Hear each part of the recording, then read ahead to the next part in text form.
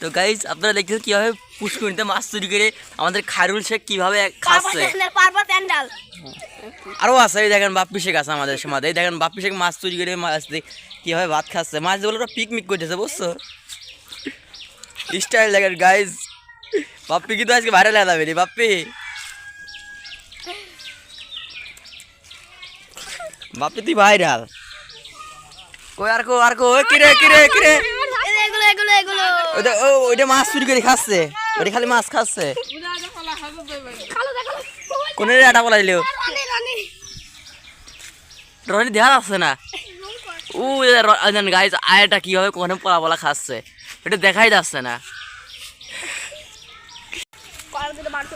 বাপি মাছটা কেমন স্বাদ লাগতেছে? অনেক সুস্বাদু।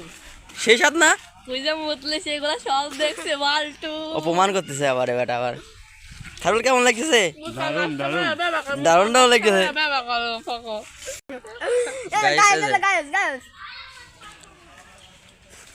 তোরা মাছ বুঝতে মাছটা চুরি করে যখন খাচ্ছে সব দুপুরবেলা, তোরা আলাদা ঠাডা ফেলাবি নি রে বাপি।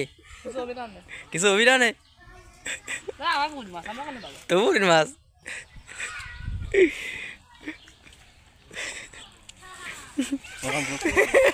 রাগ করে উঠেই যাচ্ছে গাইছে।